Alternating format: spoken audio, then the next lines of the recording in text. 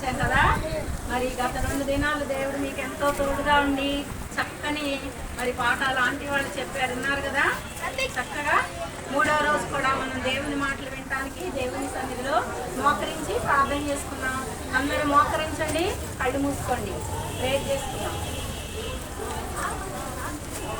ప్రేమ కలిగిన మా ప్రియ పరలోక తండ్రి, నమ్మకమైన దేవా, యేసుక్రీస్తు వారి ఘనమైన నమ్మకమైన ఉన్నతమైన నామంలో మీ కృపగల పాదాలకై వందనాలు స్తోత్రాలు చెల్లించుకుంటున్నాం తండ్రి.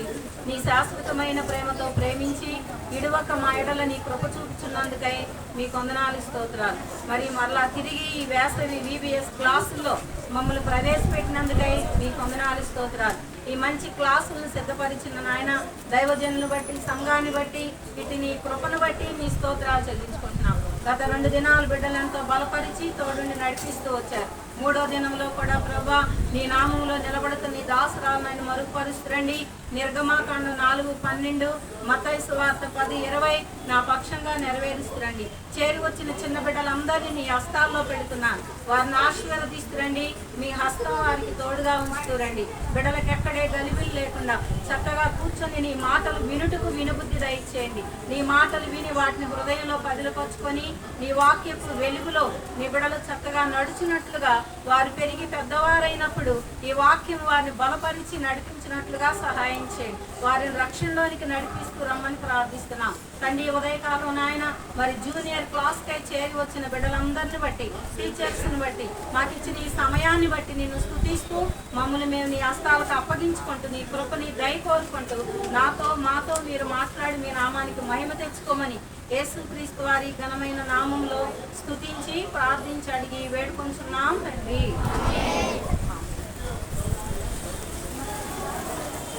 పిల్లలందరూ కూర్చోండి.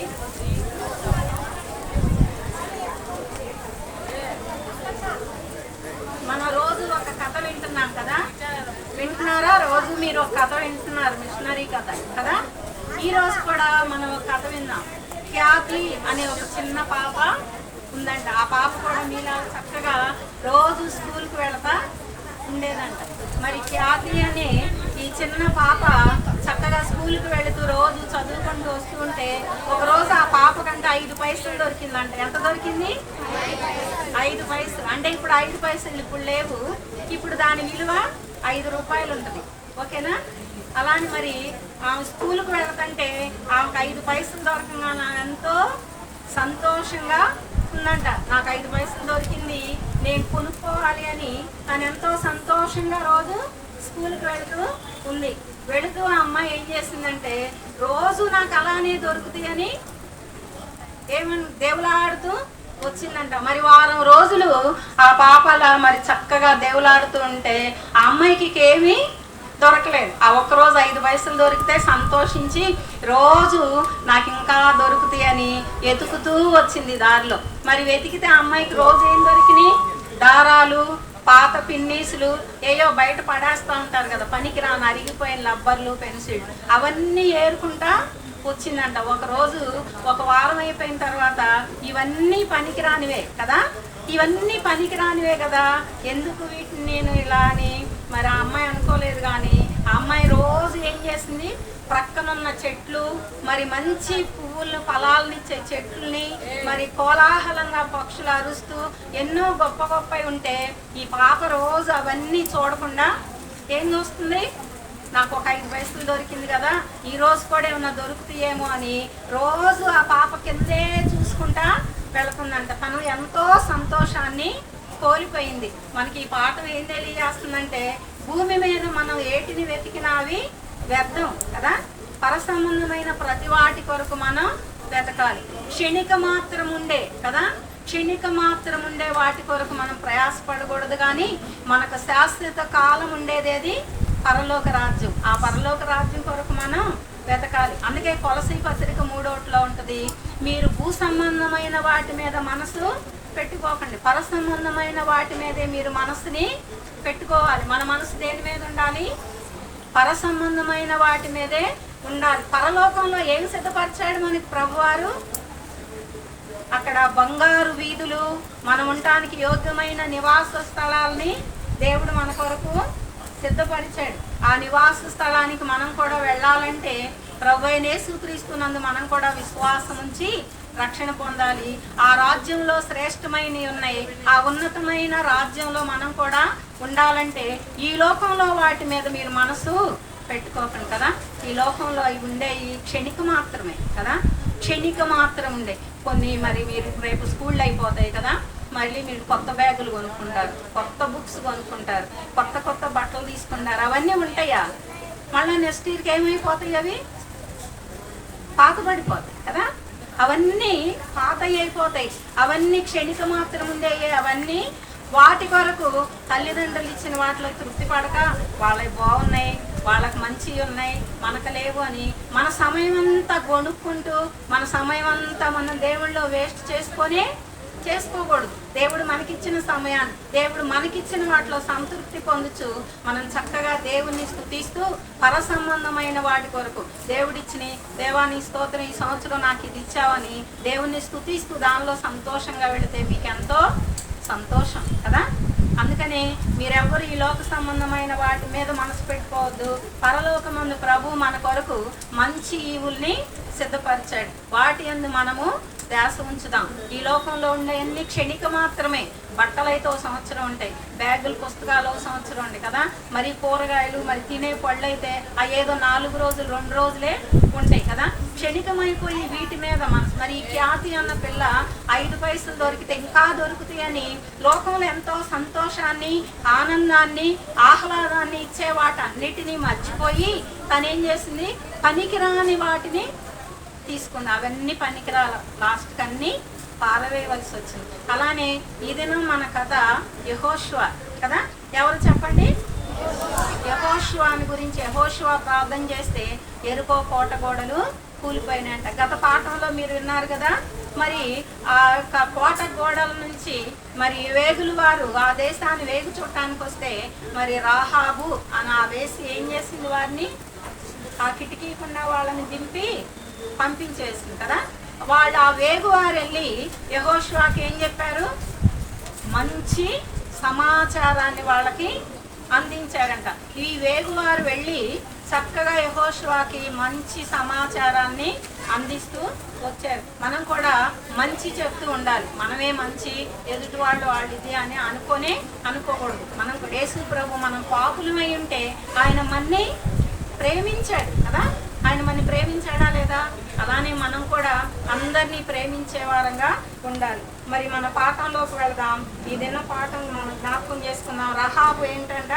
రహాబు ఆమె కూడా ఒక వేశ్య. మనకు చెప్పారు కదా నిన్న పాఠంలో. ఆంటీ ఏం చెప్పారు? అవి కోటలు గల మహా పట్టణం. ఆ కోటలు గల ఆ గోడల మీద ఒక ఇల్లే వేసుకున్నాడు. అంటే ఆ గోడలు ఎంత ఉంటాయంటే చాలా మన ఇల్లు బట్టి అంత వెడల్పు ఉంటాయి. పెద్ద ఎత్తు, ఎవరు ఎక్కి రాకుండా, లోనికి ఎవరు జొరబడకుండా చక్కని గోడలు నిర్మించుకున్నారు. ఎందుకంటే మనకు మొదటి నాయకుడు ఎవరు? మోషే కదా. మోషే మొదటి నాయకుడు. దేన్ని పాయలు చేశాడు? మరి ఇశ్రాయేలు ప్రజల్ని దేనిలోకి నడిపించాడు? ఎర్ర సముద్రం కుండా వాళ్ళని నడిపించాడు. మరి ఈ ఎర్ర సముద్రంలో వారిని నడిపించినప్పుడు వాళ్ళు చక్కగా దానిలో నుండి ఆ ఎర్ర సముద్రాన్ని దాటి అరణ్యంలోకి వెళ్ళారు. అరణ్యంలోకి వెళ్ళినప్పుడు ఇశ్రాయేలు ప్రజలు దేవుని ఆజ్ఞలను గైకొనకుండా వారు గొణిగి సణిగి వారి శరీరాల అరణ్యంలో రాలిపోయినాయి. వారు మరి మోషే మాటని విన్నారా? వినలేదు. చక్కగా మీరు కూడా దేవుని మాటలు వినేవారుగా ఉండాలి. మరి మోషే మరి ఆ ఎర్ర సముద్రం పాయలు చేసి ఇశ్రాయేలు ప్రజల్ని చక్కగా నడిపించాడు. వారు మొదటి నాయకుడుగా ఆయన ఎర్ర సముద్రంలో నుంచి ఇశ్రాయేలు ప్రజల్ని తీసుకొస్తే కానాను వెళ్ళటానికి మధ్యలో అరణ్యం వారికి అడ్డుగా ఉంది. ఆ అరణ్యంలో వాళ్ళు తిరుగుతూ గొణుగుతూ సణుగుతూ ఉన్నారు. అయితే దేవుడు ఏం చేశాడు? మరలా చూసి విని ఇది కాదని యెహోషువని రెండో నాయకుడుగా. ఎవరు రెండో నాయకుడు? ఎవరు చెప్పండి? యెహోషువని రెండో నాయకుడుగా దేవుడే ఏర్పరచుకున్నాడు కదా. యెహోషువను అభిషేకించినప్పుడు యెహోషువ కూడా ఈ యోర్దాను నదిని తన ప్రజల్ని దాటించాడు కదా. మోషే ఎర్ర సముద్రాన్ని దాటించినప్పుడు అరణ్యంలో ఉన్నారు. ఈ యోర్దాను దాటించి కానాన్ దేశానికి వెళ్ళటానికి మధ్యలో వాళ్ళకి ఏం అడ్డం వచ్చిందంట? కోటలు గల మహా ఎరుకో పండుగ. ఎరుకో అనేది పాపానికి సాదృశ్యం. మరి ఇశ్రాయేలు ప్రజల్ని చూసి అక్కడున్న ప్రజలందరికీ గుండె చెదిరిందంట. వాళ్ళందరికీ ఏమైందంట? వారిని చూసినప్పుడు, ఇశ్రాయేలు ప్రజలు చూసినప్పుడు గుండె చెదిరింది. ఎందుకంటే మరి మోషే ఎర్ర సముద్రాన్ని పాయలు చేశాడు, ప్రజలందరూ చక్కగా వెళ్ళారు. మరి యెహోషువ కూడా యోర్దాను నదిలో తన ప్రజల్ని దాటించి క్షేమంగా వెళ్ళారు. మన మీదకి వస్తే వాళ్ళు మన్ని ఏం చేస్తారు? నశింపజేస్తారని వాళ్ళు ఏం చేశారు? భయపడి చుట్టూ పెద్ద పెద్ద కోట గోడల్ని నిర్మించుకున్నారు. దానికి ఒక చక్కగా గేట్లు పెట్టేశారు. ఎవ్వరు బయటికి రావడానికి లేదు, ఎవ్వరు లోపలికి వెళ్ళడానికి లేదు. మరి ఆ కోటలో దానిలో అంతా పాపమే కదా, దానిలో అంతా పాపం ఉంది. వాళ్ళు లోపలే తింటున్నారు, లోనే ఉంటున్నారు, లోపలే ఉన్నారు. ఎవ్వరు బయటికి రావడానికి లేదు, ఎవ్వరు లోపలికి వెళ్ళడానికి లేదు. మరి అట్టి సమయంలో మరి యెహోషువ తోటి దేవుడు మాట్లాడి నువ్వు ధైర్యంగా వెళ్ళమని, యెహోషువని ఎవరు ప్రోత్సాహపరిచారు? దేవుడే ప్రోత్సాహపరిచాడు. మరి ఈ యెహోషువ చక్కగా యోర్దాను నదిని మరి ఆ దేశంలో నుండి, ఆ వాగ్దాన దేశంలో నుండి ఇశ్రాయేలు ప్రజల్ని ఆ 6 నెలలను నడిపించినప్పుడు వాళ్ళందరూ చక్కగా ముందుకు సాగుతూ వచ్చారంట. మరి మనం కూడా మరి ఈ లోకంలో మనం ఉన్నప్పుడు మనకు కూడా ఎన్నో కదా శోధనలు కదా, ఎన్నో శ్రమలు. చిన్నపిల్లలకు ఉంటాయి, పెద్దవాళ్ళకి ఉంటాయి. చిన్నపిల్లలు కూడా వాళ్ళు చక్కగా చదువుకోవచ్చు కదా అనుకుంటాం, వాళ్ళకు కూడా చిన్న చిన్న శోధనలు. వీటిని జయించడానికి మరి దేవుడు ఏం చేశాడంట? యెహోషువని ఏం చేశాడు? యెహోషువని బలపరుస్తూ ప్రోత్సాహపరుస్తూ వచ్చాడంట. మరి అట్లా యెహోషువని బలపరచడానికి ప్రోత్సాహపరచడానికి దేవుడే యెహోషువతో మాట్లాడుతూ వచ్చాడు. అలానే మరి యెహోషువ భయపడుతూ ఉన్నాడంట. ఆ యెరికో కోటగోడను చూసి, అమ్మో నా ముందు ఇంత గొప్ప పట్టణం ఉంది, దీన్ని నేను ఎలా జయించగలను అని యెహోషువకు భయం వస్తే అప్పుడు దేవుడే మరి దేవుని యొక్క ప్రజలు, మరి ఇశ్రాయేలు ప్రజలు, దేవుడు మోషే ఏం చేశారు? వారిని బలపరిచారు. భయపడొద్దు, నీ శత్రువుల్ని నీవు జయిస్తావు, నువ్వు భయపడవద్దు కదా, మీరు భయపడొద్దు, నీవు శత్రువుల్ని చక్కగా జయిస్తావు అని యెహోషువని ఎవరు బలపరిచారు? దేవుడు ప్రోత్సాహపరిచాడు. మోషే ప్రజలందరూ భయపడవద్దు, నీ శత్రువుల మీద నీకు దేవుడు విజయాన్ని ఇస్తాడు. మనకు కూడా విజయం ఇచ్చేది ఎవరు? దేవుడే కదా, దేవుడు మనకు విజయాన్ని ఇస్తాడు. మరి అప్పుడు ఈ యెహోషువ ఆయనకంట భయం వేసి ఏం చేయాలో తెలియక కన్నులెత్తి చూశాడంట. చూడండి, యెహోషువ మరి ప్రార్థన చేసుకొని కన్నులెత్తి చూసినప్పుడంట ఆయన ముందు ఎవరున్నారు? కత్తి, వల తీసిన కత్తి చేత తీసుకొని ఒక దూత అక్కడ కనిపించాడు. యెహోషువ ఆయన యెహోవా యొక్క సేనాధిపతి కదా. మరి యెహోషువకు భయం వేసినప్పుడు ఆయన ఏం చేశాడంట? సాగిలపడి ప్రార్థన చేస్తూ వచ్చాడు. ఆయన ఎంతసేపు సాగిలపడ్డాడు అంటే ఆయనలో నుండి ఆ భయం పోయే వరకు సాగిలపడి, నేలను ఎలా సాగిలపడి, ఇదిగో చూడండి యెహోషువ చక్కగా కదా ఎలా సాగిలపడ్డాడు? నేల మట్టుకు వంగి సాగిలపడి ప్రార్థన చేస్తూ వచ్చాడు. ఎప్పుడు వరకు ప్రార్థన చేశాడు? తనలో ఉన్న భయం అంతా తొలగిపోయే వరకు కదా. ఆ యెరికో కోటగోడలను చూసినప్పుడు మరి యెహోషువకి ఎంతో భయం వేసినప్పుడు యెహోషువ ఏం చేశాడు? బాగా నేలను సాగిలపడి ప్రార్థన చేసుకుంటూ వచ్చాడు. ప్రార్థన చేసినప్పుడు అంటే ఆయన ముందు వరదీసిన కత్తి పట్టుకొని ఒక మనిషి నిలబడ్డాడు. అప్పుడు అతని వద్దకెళ్ళి ఆయన తెలుసుకోవాలని యెహోషువ వెళ్ళి ఆ వ్యక్తిని అడుగుతున్నాడు. ఏమని? నువ్వు మా పక్షమున ఉన్నవాడువా, మా శత్రువుల పక్షంగా ఉన్నవాడువా అని అడిగితే అప్పుడు అతను అంటున్నాడు, యెహోషువతో చెప్తున్నాడు, నేను యెహోవా యొక్క సేనాధిపతిని, యెహోవా యొక్క సేనాధిపతిగా నేను వచ్చానన్నప్పుడు అప్పుడు యెహోషువకి ఏం కలిగింది?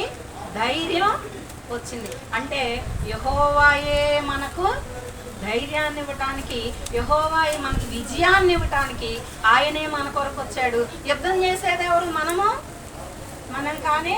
కాదు, దేవుడే మన పక్షంగా యుద్ధం చేయబోతున్నాడని ఆయనకు చాలా ధైర్యం వచ్చిందంట. అప్పుడు ఈ యెహోషువ ఆ సేనాధిపతిని చూసి అతన్ని అడిగినప్పుడు మీరు ఎవరి పక్షంగా వచ్చారంటే నేను యెహోవా సేనాధిపతిని అన్నప్పుడు అప్పుడు యెహోషువకి చాలా ధైర్యం వచ్చింది, బలం వచ్చింది. అప్పుడు అనుకున్నాడు మన పక్షముగా మనం ఏమీ చెయ్యక్కర్లేదు, కానీ మన పక్షంగా ఎవరున్నారు? దేవుడే మనకు తోడై ఉన్నాడు. మన పక్షంగా యుద్ధం చేయటానికి దేవుడే దిగి వచ్చాడని మరి ఆ సేనాధిపతిని చూసినప్పుడు యెహోషువకి ధైర్యం కలిగింది. మనకు కూడా అనేక శ్రమలు శోధనలు వస్తాయి, వాటిని చూసి మనం భయపడకూడదు, కానీ యెహోషువ వలె మోకరించి మనలో భయం పోయే వరకు కదా, మనకు కొంచెం సేపు మోకరించి నాకేం సమాధానం రాలేదు, నాకేదో ఉందంటే కాదు, కానీ మనకు నెమ్మది వచ్చే వరకు, మనకు సమాధానం వచ్చే వరకు మనం ఏం చదవాలి, మనం ఏం చేయాలి, మన భవిష్యత్తు ఏంటి, దేవుని మీద ఆధారపడేటప్పుడు మనం కూడా ఏం చేయాలి? మోకరించి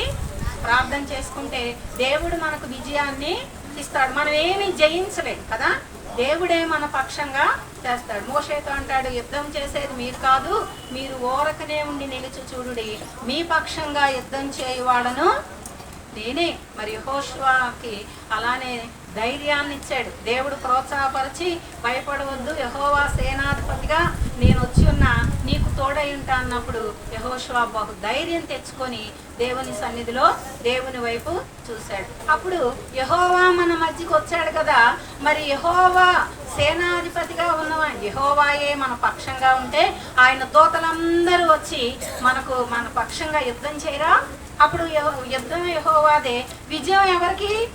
మనకు దేవుడు అనుగ్రహిస్తాడు. మరి ఈ విషయంలో యెహోషువ సేనాధిపతిని అడుగుతాడు, తండ్రి మరి మా ఏలినవాడా, నువ్వు మా మధ్యకు వచ్చావు కదా, మరి మా పట్ల నీ చిత్తం ఏంటయ్యా అంటే అప్పుడు ఈ సేనాధిపతి అంటాడు, నీవు నిలుచున్న ఈ స్థలం ఎంతో పరిశుద్ధమైనది కనుక నీ పాదరక్షలు తీసివేయమంటాడు. వెంటనే యెహోషువ విధేయతను చూపి తన పాదాలనున్న చెప్పులు విప్పి పక్కన పెడతాడు. విధేయత కూడా చాలా ఆశీర్వాదం. మరి ఆంటీ వాళ్ళు మరి ఇంత కష్టపడి మీకు అందరు చెప్తున్నప్పుడు మీరు కూడా చెప్పింది విని విధేయతగా ఉంటే మీకెంతో ఆశీర్వాదం. యెహోషువ ఏం చేశాడు? చక్కగా విధేయతని చూపిస్తూ వచ్చాడు. తన చెప్పులు విప్పి ప్రక్కన పెట్టేశాడు. పెట్టి చక్కగా దేవుని మీద ఆధారపడి దేవుని వైపు చూస్తూ ఉన్నాడు. మరి తన ముందున్న ఆ కోట గోడను చూస్తే చూడండి,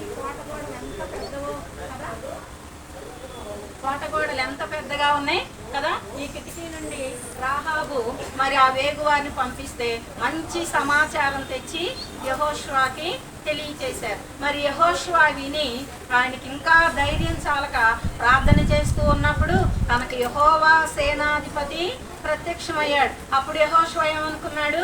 యెహోవా మన పక్షంగా ఉన్నాడు, మనకు విజయం ఇస్తాడని. అయ్యా మమ్మల్ని ఏం చేయమంటారు అన్నప్పుడు అప్పుడు దేవుడు ఏం చేశాడు? మీ పక్షంగా నేనున్నాను, భయపడొద్దని యెహోషువను ప్రోత్సాహపరుస్తూ బలపరుస్తూ వచ్చాడు. చక్కగా మరి యుద్ధం చేయడానికి యెహోషువ భయపడ్డా? యెహోవా సేనాధిపతిని చూడంగానేనంట యెహోషువలో ఉన్న భయం బయటికి వచ్చేసిందంట. దేవుని ఆత్మ మనలో లేకపోతే, మనం దేవుని మీద ఆధారపడకపోతే, దేవుని యందు భయభక్తులు లేకపోతే మనం ఏం చేస్తాం? చాలా భయపడతా ఉంటాం. దేవుని మీద ఆధారపడి మనం ప్రార్థన చేసుకుంటే మనలో ఉన్న భయం అంతా బయటకు వచ్చింది. అప్పుడు పరిశుద్ధాత్మ దేవుడు మనలోకి వచ్చినప్పుడు మనకెంతో నెమ్మది ఆదరణ కలిగింది కదా. మరి యెహోషువ ఎంతసేపు ప్రార్థన చేశాడంట? సాగిలపడి చూడండి ఇక్కడ మరి సాగిలపడి నేల మట్టుకు సాగిలపడి యెహోషువ తనకు వర్తమానం వచ్చే వరకు, తనకు విజయం వచ్చే వరకు, తను మళ్ళీ దేవుడు ఏం చెప్తాడో, దేవుడు చెప్పేది మనం చేస్తే మనకి మేలని మోకరించి ప్రార్థన చేస్తూ వచ్చాడంట. మరి అక్కడ యెహోషువ మోకరించి ప్రార్థన చేస్తే ఆయనకి చక్కటి వర్తమానం వచ్చింది. మరి బలహీనులమైన మనం కూడా దేవుని మీద ఆధారపడితే దేవుడు తన శక్తితో మనని నింపి వాడుకుంటూ వస్తాడు. అలానే మనం కూడా దేవుని ఆజ్ఞలను గైకునే వారంగా ఉండాలి. మనకు విజయం రావాలంటే ఏం చేయాలి పిల్లలు చెప్పండి? మీ రోజు ఒక అధ్యాయం చదవాలి, ప్రార్థన చేసుకోవాలి కదా. ప్రార్థన చేసుకుంటున్నారా అందరూ? ప్రార్థన చేసుకుంటే బైబిల్ చదివితే తప్పక మీ చదువుల్లో మీకు దేవుడు విజయాన్ని ఇస్తాడు కదా. విజయాన్ని దేవుడు అనుగ్రహిస్తాడు. అలానే మనం కూడా ప్రతి విషయంలో దేవుని మీద ఆధారపడితే మన ముందున్న కోట గోడలన్నీ కూలిపోతాయి. ఈ యెహోషువ అప్పుడు దేవుని మీద ఆధారపడి దేవుని వైపు చూస్తూ సేనాధిపతిని, అయ్యా మా ఏలినవాడా మమ్మల్ని ఏం చేయమంటారు అని అడిగితే అప్పుడు సేనాధిపతి అంటాడు, మీరు బోరలు తీసుకొని కదా మరంట వాళ్ళు యెహోవా మందసాన్ని తీసుకొని, ఇదిగో చూడండి ఇది యెహోవా యొక్క మందసం, ఈ మందసం యాజకులు 7 బోరలు తీసుకొని వెనకున్న ఈ అందరూ మరి ఆ మందసం వెనక నడుస్తూ వచ్చారు. అప్పుడు ఈ సేనాధిపతి చెప్తాడు, మీరు 7 బోరలను చేతపుచ్చుకొని ముందు 7 బోరలు ఊదుతూ వెళ్ళండి, మధ్యలో దేవుని యొక్క మందసాన్ని పెట్టుకున్నారు, వెనక మరి ఆయన యొక్క జనులు దేవుని స్తుతిస్తూ వెళ్ళారు. అప్పుడు ఆ సేనాధిపతి యెహోషువతో ఏమన్నాడంటే, మీరు 6 దినాలు ఆ పాలెము చుట్టూ తిరిగి రావాలి. మరి రోజు వీళ్ళు మరి యెహోషువ ఏం చెప్పాడంటే, మీరు రోజు ఆ పాలెము చుట్టూ తిరిగి రండి. మరి ఒక రోజు తిరిగేటప్పుడు 6 రోజులు మీరు ఎవ్వరు ఏమీ మాట్లాడకూడదు, ఎవ్వరు నోటి నుంచి ఏ కేకలు రాకూడదు. మరి చెప్తే చక్కగా విని విధేయుడుగా ఉన్నాడు. మరి మీరు కూడా ఆంటీ వాళ్ళు చెప్తుంటే వింటున్నారా? యెహోషువ చూడండి చక్కగా వాళ్ళకి చెప్పాడు. ఏమని చెప్పాడు? మీరు రోజు 6 రోజులు ఆ ఎరుకో చుట్టూ దేవుని మందసాన్ని మీ మధ్య ఉంచుకొని మీరేం చేయాలి? చుట్టూ తిరగాలి. రోజుకు ఒక్కసారి తిరిగి ఆ ఒకసారి పాలెంలోకి వచ్చి వాళ్ళంట చక్కగా విశ్రాంతి తీసుకున్నారు. ఒక్కరోజు తిరగటానికే వాళ్ళు విశ్రాంతి తీసుకున్నారు కదా. మరి ఒక్కరోజు తిరిగి యెహోషువ వాళ్ళకి మరి యెహోవా సేనాధిపతి యెహోషువకు ఆజ్ఞాపిస్తే యెహోషువ యాజకులకి సేవకులకి చెప్తే వాళ్ళు ఏం చేశారు? 6 దినాలు మాట్లాడకుండా కదా, వారి నోట ఒక మాట కూడా రాలేదు, కేకలు వేయకుండా చక్కగా 6 దినాలు మౌనంగా ఎరుకో చుట్టూ తిరుగుతూ వచ్చారంట. వాళ్ళు చక్కగా 6 దినాలు ఏం మాట్లాడకుండా ఆజ్ఞాపించినట్లు నెరవేర్చారు. మీరు కూడా దేవుని ఆజ్ఞలు గైకొనేవారుగా బైబిల్ చదువుతూ ప్రార్థన చేసుకుంటూ దేవుని మీద ఆధారపడితే దేవుడు మీకు విజయాన్ని తప్పక అనుగ్రహిస్తాడు. మరి యెహోషువ చెప్పినట్లు వీళ్ళు 6 దినాలు ఆ పాళెం చుట్టూ తిరుగుతూ వచ్చారు. 7వ దినాన్ని ఏం చేశారంట? 7వ దినమున 7 యాజకులు 7 బోరలు పట్టుకొని 7వ రోజు వారు బోరలు ఊదాలంట. బలంగా బోర శబ్దానికి కదా శత్రువుల గుండెలు జడిసినాయి అంట. వాళ్ళు ఎంతో భయపడుతూ వచ్చారంట. ఈ 7 యాజకులు బోరలు ఊదుతూ ఉంటే వెనక ఉన్న ప్రజలందరికీ ఏం చెప్పాడు యెహోషువ? మీరు కేకలు వేయండి. 7వ దినాన కేకలు వేయమని చెప్పాడు కదా. మీరు కూడా పిల్లలు దేవుడు మౌనంగా ఉండమన్నప్పుడు మరి ఆంటీ వాళ్ళు చెప్పేటప్పుడు మౌనంగా ఉండి దేవుని మాటలు వినాలి. పాటలు పాడమన్నప్పుడు స్వరాలు ఎత్తి చక్కగా పాటలు పాడుతూ దేవుణ్ణి మీరు మహింపరిచేవారుగా ఉండాలి. 7వ దినమున వారు ఏం చేశారు? కేకలు వేసినప్పుడు ఆ ఎరుకో కోట గోడలన్నీనంట ఏమైపోయినాయి? ఆ కోట గోడలన్నీ కూలిపోతూ వచ్చినాయి అంట. చూడండి మరి ఎరుకో గోడలు ఎంతో బలమైనవి కదా. మరి యాజకులు ఆయన మందసాన్ని తీసుకొని వెళ్తున్నప్పుడు అక్కడ వారు ప్రార్థన చేస్తే ఈ ఎరుకో గోడలన్నీ చూడండి ఇలా కూలిపోతూ వచ్చింది కదా.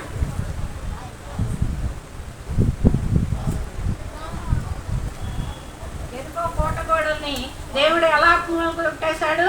ప్రార్థన ద్వారా కదా. యెహోషువ తన ప్రజలకు ఆజ్ఞాపిస్తే చక్కగా 7వ దినమున 7 బోరలు పట్టుకొని 7 యాజకులు దేవుని మందసాన్ని వారి మధ్య ఉంచుకొని చక్కగా తన వెనక ఉన్న ప్రజలందరూ కేకలు వేస్తూ అరిస్తే ఆ కోట గోడలన్నీ ఏమైపోయినాయి? కూలిపోయినాయి అంట. కోట గోడలు వాటంతటికి అవే కూలిపోయినాయి. ఇది పెద్ద ఆశ్చర్యం కదా. ఆ గోడలు వాడి చేతితో కూడా పట్టుకోలేదు. పట్టుకున్నారా? ఎవరు పట్టుకోలేదు. చుట్టూ తిరుగుతా ఉన్నారు. 7వ దినమున పెద్ద కేకలు వేస్తూ గోడలు ఊదినప్పుడు ఆ కోట గోడలు వాటంతటికి అవే కూలిపోయినాయి అంట. కూలిపోయినప్పుడు మరి అక్కడ బాంబులు లేవు, పొక్కులేని లేవు, ఎవరు ఏ తుపాకులతో దేంతో వాటిని పేల్చలే. దేవుని యందు నమ్మిక ఉంచారు. ఆయన యందు భయభక్తులు కలిగి ఆయన సేవకులు చెప్పింది చేసినప్పుడు ఎరుకో పాపపు గోడలన్నిటినీ దేవుడు ఏం చేశాడు?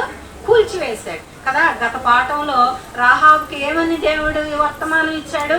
నా వేగువారితో మరి వేగువారు మరి నీవు మమ్మల్ని తప్పించి ఈ మంచి సమాచారం ఆయనకు అందించడానికి మాకు సహాయపడ్డావు కనుక మీకు నేను ఈ పట్టణం అంతా నశించినప్పుడు మరి నీ కుటుంబాన్ని నేను కాపాడుతాను అని చెప్పినప్పుడు మరి అప్పుడు చక్కగా దేవుడు ఏం చేశాడంటే ఆ ఎరుకో కోట గోడను కూల్చిన తర్వాత వేగువారు ఏం చేశారు, గబగబా వెళ్ళి ఆ ఎరుకో కోట గోడలు కూలినప్పుడు మరి రాహాబు అనే వేసికి మనం ఒక వాగ్దానం చేశాం, ఆమెను మనం కాపాడాలి అని. మరి ఆ ఎర్రదారం కట్టిన ఇల్లు ఎక్కడుంది, ఆ కిటికీ ఇల్లు ఎక్కడుందని వాళ్ళ ఆ పట్టణంలో కూలిపోయిన తర్వాత వెళ్ళి చూశారంట. రాహాబు కూడా వాగ్దానం ఇచ్చిన దేవుడు నమ్మతగిన వాడు, వచ్చి మనం రక్షిస్తాడు అని మరి వాళ్ళు కూడా వేచి చూచారంట. ఆ కోట గోడలు కూలిపోయిన తర్వాత ఈ వేగువారు వెళ్ళి చూస్తే ఆ ఎర్రదారం కట్టి ఉన్న కిటికీ ఇంట్లో వీళ్ళందరూ ఉన్నారు కదా. ఆ ఇంట్లో వాళ్ళందరూ ఉంటే మరి ఏం చేశారు, వీళ్ళు వెళ్ళి చక్కగా వాళ్ళందరినీ తీసుకొచ్చారు కదా. వాళ్ళందరినీ బయటికి తీసుకొచ్చారు. ఈ వేగువారు వెళ్ళి ఆ ఇంట్లో ఉన్న రాహాబు, వారి తల్లిదండ్రులు, అక్క చెల్లెళ్ళు, వాళ్ళ బంధువులు మరి అందరినీ తీసుకొచ్చారు. చూడండి, మరి రాహాబుకు దేవుడు వాగ్దానం ఇచ్చి మరి చక్కగా వేగువారు వెళ్ళి వారిని వెతికి, ఆ కోట గోడలు కూలిపోతే అక్కడికి వెళ్ళి వెతికి మరి ఆ దేవుడు ఇచ్చిన వాగ్దానం ప్రకారం మరి రూతు కుటుంబం అంతటినీ దేవుడు ఏం చేశాడు, కాపాడాడు కదా. మనం కూడా నేనొక్కడినే వినాలా, నేనొక్కడినే అనుకోకూడదు, కానీ నిన్ను బట్టి దేవుడు ఎంతమందిని రక్షించిన ఉన్నాడో కదా. దేవుని యందు విశ్వాసం ఉంచి దేవుని ఆజ్ఞలను గైకొని ఆయన ప్రార్థన చేస్తూ ఉంటే, ఆయన చిత్తంలో మనం నడిస్తే నిన్ను బట్టి దేవుడు అనేకుల్ని రక్షిస్తాడు. ఒక రాహాబు వేగువారిని దేవుని బిడ్డలకి సహాయం చేస్తే తన కుటుంబం, బంధువులందరూ మార్చబడ్డారు. అలానే మనం కూడా ప్రార్థన చేస్తూ మన ఇరుగు పొరువారు, మన స్నేహితులు, మన అనేకుల కొరకు ప్రార్థన చేస్తే మన బట్టి దేవుడు అనేకుల్ని రక్షిస్తాడు కదా. మరి యెహోషువ చక్కగా ఈ వేగువారికి ఇచ్చి మరి వీళ్ళందరూ చక్కగా ఆ కోట గోడలన్నీ కూలిపోయినాయి. దానిలో నుండి రాహాబు కుటుంబాన్ని చక్కగా దేవుడు రక్షిస్తూ వచ్చాడు. అంతేకాదు మరి ఆ కుటుంబం రక్షించబడిన తర్వాత మరి ఆ దినాల్లో మరి ఇశ్రాయేలు ప్రజలు వాళ్ళని చూసినప్పుడంట శత్రువుల కంట ఎంతో భయం. ఎందుకు? ఎర్ర సముద్రాన్ని పాయలు చేసి మోషే నడిపించాడు, యోర్దాను నదిని పాయలు చేసి యెహోషువ తీసుకువెళ్తున్నాడు, మన్నేం చేస్తారు కదా. ఈ పడిపోయిన ఎరుకో కోట గోడల్లో ఆ లోన ఉన్నదంతా ఏంటంట, ఏమని చెప్పుకున్నాం మనం, దాంట్లో ఉన్నదంతా పాపం. దాంట్లో పాపం, అది శాపగ్రస్తమైంది కనుక దేవుడు ఏం చెప్పాడు, దాని అంతటిని కాల్చివేయమన్నాడు. మరి రాహాబు కుటుంబాన్ని బయటికి తీసుకొచ్చిన తర్వాత ఆ పట్టణం అంతటిని ఏం చేశారంట, దాన్ని కాల్చివేశారు కదా. దానిలో ఉన్నది అపవిత్రమైనది, పాపముతో నిండి ఉంది కనుక దాన్ని ఎవ్వరూ ముట్టకూడదు కనుక దాన్ని ఏం చేశారు, కాల్చివేశారు. దేవుడు ఇశ్రాయేలు ప్రజలకు జన్మిస్తే వారు కానాను దేశంలో వెళ్ళటానికి మరి ఆ ఎరుకో కోట గోడలు అడ్డం వస్తే దేవుని మీద ఆధార పోల్చబడినట్లుగా మనలో కూడా ఎన్నో శోధనలు కదా. స్కూల్కి వెళ్ళినప్పుడు పక్క వారి పెన్సిల్ చూసి బాగుంది అనుకుంటాం కదా, పక్క వాళ్ళ బ్యాగ్ చూసి బాగుంది అనుకుంటాం. మన దానికంటే వేరే వాళ్ళ మీద ఎంతో, వాటి మీద మనకెంతో మాకు అనేక శోధనలు, దొంగతనము, అసూయ, ద్వేషం, పగ, ఇవి ఎన్నో కోట గోడలు మనలో ఉన్నాయి కదా. మరి ఇట్టి వాటిని కూడా మనం జయించాలి కదా. మనలో ఉన్న ఈ పాపపు శోధనలు, ఆ కోట గోడల్ని మనం ఏం చేయాలి, వాటిని మనం జయించగలగాలి. చూడండి పిల్లలు, వినాలి. మీరు ఇటు చూడండి,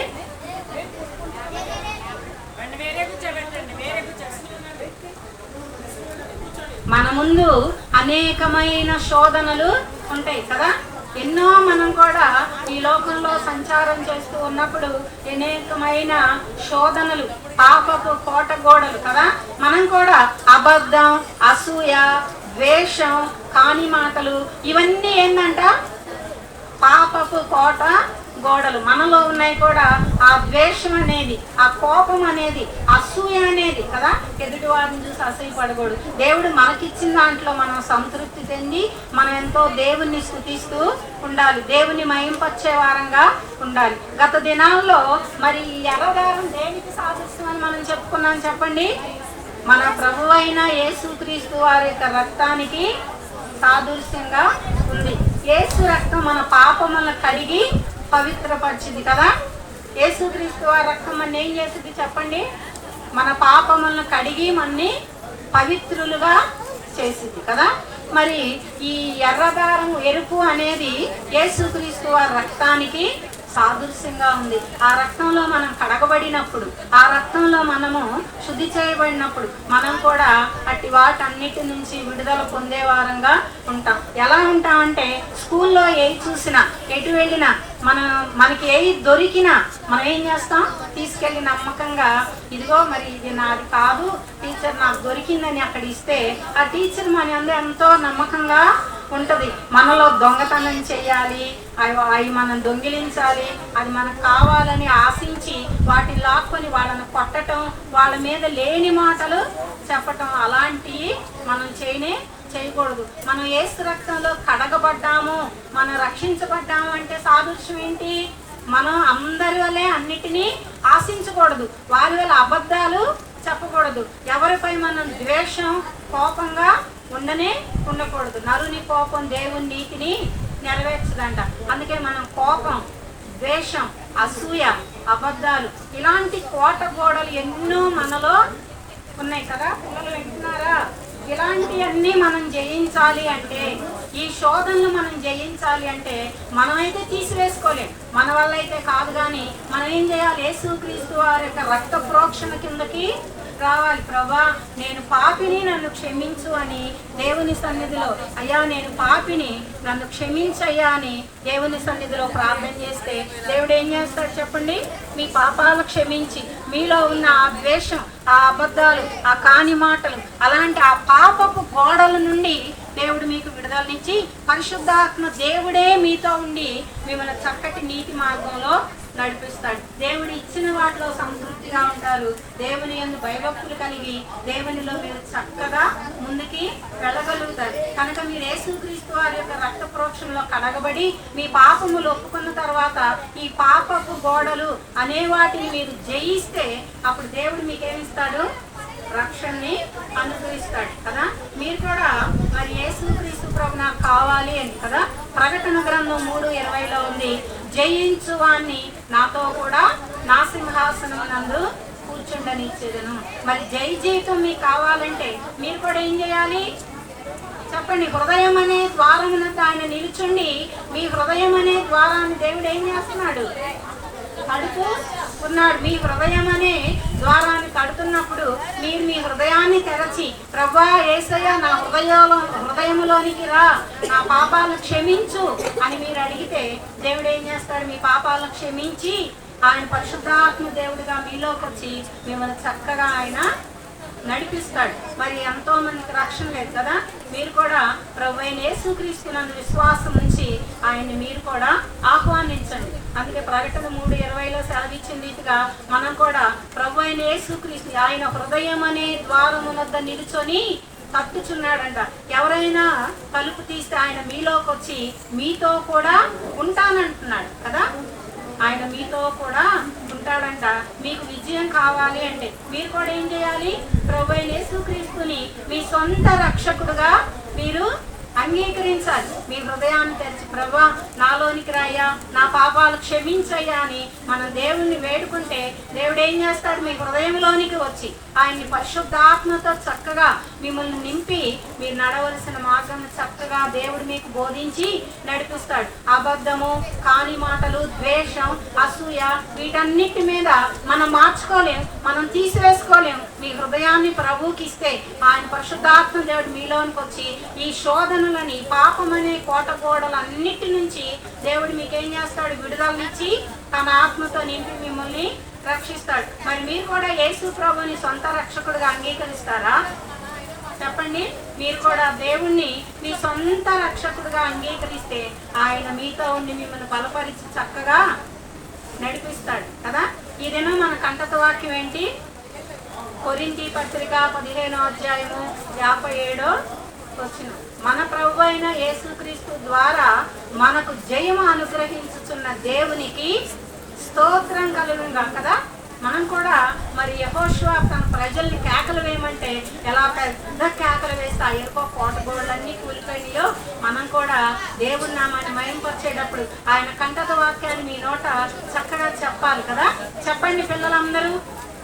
1 కొరింథీ పత్రిక 15వ అధ్యాయం 57వ వచనం కదా. చూడండి, అందరు మీ దగ్గర బైబిల్ ఉన్నాయా? చూడండి.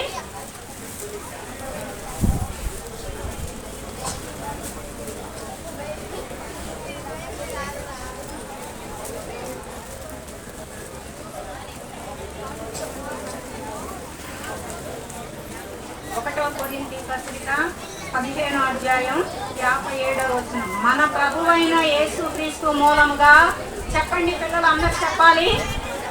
మన ప్రభువైన యేసుక్రీస్తు మూలముగా మనకు జయము అనుగ్రహించుచున్న దేవునికి స్తోత్రము కలుగును గాక కదా. మనకి ఎవరు జయం అనుగ్రహిస్తున్నారు? మనలో ఉన్న పరిశుద్ధాత్మ దేవుడు యేసుక్రీస్తు ప్రభువాని నీ సొంత రక్షకుడుగా నీ హృదయాన్ని తెరిచి ప్రభువుకి నీ హృదయంలో చోటించి ప్రభువుని ఆహ్వానిస్తే ఆ ప్రభువారు మీలోనికి వచ్చి పరిశుద్ధాత్మ దేవుడుగా మీలో ఉండి మీ ప్రతి కోటగోళ్ళ పాపమని ప్రతి వాడి నుంచి విడిపించి మీకు గొప్ప రక్షణ అనుగ్రహించిన దేవునికి ఏం కలగాలంట? స్తోత్రము కలుగునుగా కదా. అందరూ మరి దేవుని మహింపరుస్తారా? ఈ దిన కంటక వాక్యాన్ని మరి అందరూ మరి ఒకసారి చెప్పండి. మన ప్రభు అయిన యేసుక్రీస్తు మూలముగా మనకు జయము అనుగ్రహించుచున్న దేవునికి స్తోత్రము కలుగును గాక. మరి మనం కూడా ప్రభు అయిన యేసుక్రీస్తు వారిని మన సొంత రక్షకుడిగా అంగీకరిస్తే ఆయన మనలో ఉండి తన ఆత్మతో నింపి మన చక్కగా నడిపిస్తాడు. మన దేవునికి మహిమ, దేవునికి స్తోత్రం నిత్యం దేవుని స్తుతించే వారంగా ఉండాలి. మరి మన స్కూళ్ళల్లో, మన ఇరుగు పొరుగులో, మన వెళుతున్న మార్గాల్లో, ఎన్నో స్థలాల్లో కదా మనకి కూడా ఎన్నో శోధనలు వస్తాయి. మన ప్రక్క ఉన్నవారు మరి వాళ్ళు ఇటేద్దాం అన్నప్పుడు మేము దేవుని బిడ్డలుగా ఉన్న అలాంటివి మేము చేయకూడదు. VBS క్లాసులకు వచ్చారు, మీరు దేవుని మాటలు వింటున్నారు, మీలో ఒక ప్రత్యేకత అనేది ఉండాలి కదా. మిమ్మల్ని ఎవరు ఏదో అడుగుతున్నా మీరేం చెప్పాలి? మేము ఎలాంటి పనులు చేయకూడదు, ప్రభు అయిన యేసుక్రీస్తుని మా సొంత రక్షకుడుగా అంగీకరించి వీటన్నిటి మీద మేము విజయాన్ని పొందుకున్నాం, అట్లాంటి వాటిని ఏకీకరించకూడదు అన్నప్పుడు వాళ్ళు కూడా ఏమనుకుంటారు? మనం కూడా వీటిలోకి వెళదాం, మనం కూడా విందాం, ఎంతో బాగుంది అని వాళ్ళు చక్కగా విశ్వాసం ఉంచుతారు. నిన్ను బట్టి, నీ ప్రవర్తన బట్టి అనేకులు మార్చబడాలి కదా. రాహాబు ఒక్క దాన్ని బట్టి తన బంధువులు, తన ఇంటి వారందరూ రక్షణ పొందారు. మరి నిన్ను బట్టి నీ ఇంటి వారు ఎందుకు రక్షణ పొందకూడదు కదా? మా తల్లిదండ్రులకు రక్షణ లేదు, మా బంధువులకు లేదు అనుకోకండి. కానీ మీరు దేవుని మాటలు విని మీ హృదయంలో ప్రభువుని చేర్చుకొని ప్రభువాన్ని మీతో కూడా మోసుకొని వెళితే మీ ఇంటి వారు అందరికీ మిమ్మల్ని బట్టి వారికి కూడా ఏం కలిగింది? రక్షణ దేవుడు అనుగ్రహిస్తాడు కదా. మీరు కూడా మరి ఈ శోధనలన్నిటి మీద విజయం కావాలంటే ప్రభు అయిన యేసుక్రీస్తుని మీ సొంత రక్షకుడుగా అంగీకరిస్తారా? చెప్పండి. అందరూ అంగీకరిస్తారు చెప్పండి. ఆయనందు మీరు విశ్వాసం ఉంచాలి. ప్రకటన 3:20లో హృదయం అనే ద్వారమున దాన్ని ఉంచం కట్టుచున్నాడు. మీ హృదయాన్ని తెరిచి ప్రభా నాలోనికి రమ్మని మీరు ఆహ్వానిస్తే ఆయన మీలోనికి వస్తాడు కదా. అందుకని మరి ఏదైనా మరి కంటత వాక్యం మనకు జయము అనుగ్రహించుచున్న దేవునికి చెప్పండి. మన ప్రభు అయిన యేసుక్రీస్తు ద్వారా మనకు జయము అనుగ్రహించుచున్న దేవునికి స్తోత్రము. మనకి ఎవరు జయమిచ్చారు చెప్పండి? దేవుడే మనకి జయాన్ని ఇస్తాడు. మరి యెహోషువ ఆ గొప్ప గోడను చూసి భయపడ్డాడు కదా. దేవుడే తన పక్షంగా యుద్ధం చేయడానికి యెహోవా సేనాధిపతిగా వచ్చి తన దూతలతో యుద్ధం చేసి వాళ్ళు ఎక్కడా భయపడకుండా కృంగిపోకుండా వాళ్ళకి విజయం వచ్చిద్దని చక్కగా నిలబడి చూపించాడు. అలానే యెహోషువ ఆ గోడను చూసి భయపడినప్పుడు వాళ్ళని ధైర్యపరిచి చక్కగా విజయాన్ని ఇచ్చినట్లు మీరు కూడా ప్రభువైన యేసుక్రీస్తునందు విశ్వాసం ఉంచితే మీకు కూడా దేవుడు ఏమిస్తాడు? విజయాన్ని తప్పక అనుగ్రహిస్తాడు. రక్షణ తప్పక మీకు దేవుడు దయచేస్తాడు. మీరు కూడా ప్రభువైన యేసుక్రీస్తునందు విశ్వాసం ఉంచండి. అట్టి వాగ్దానం మీ జీవితాల్లో కూడా దేవుడు నెరవేరుస్తాడు. మరి ఈ దిన వాగ్దానాన్ని మీరు మరి ధ్యానిస్తారా? ఈ దిన వాగ్దానం ఏమని చెప్పాను చెప్పండి. 1 కొరింథీ పత్రిక మన ప్రభు అయిన చెప్పండి. దేవునికి స్తోత్రం. చాలా మంది బిడ్డలు చెప్పగలిగారు, కొంతమంది చెప్పలేకపోయారు. అందరూ చెప్పాలి, మా పిల్లలు కూడా కదా.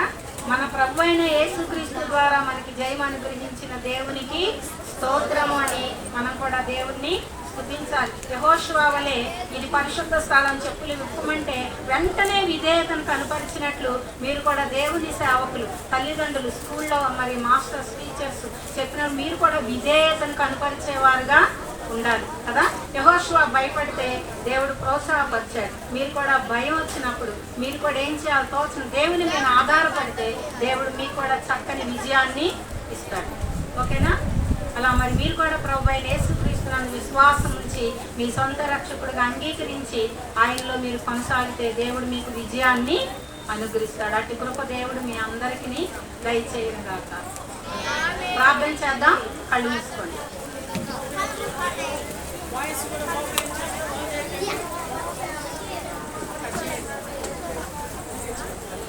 ప్రేమ కలిగిన తండ్రి, దయగలిగిన ప్రభువా, మీకు వందనాలు. ఈ దినం నీ బిడ్డలు నీ హస్తాల్లో తీసుకొస్తున్నాను తండ్రి.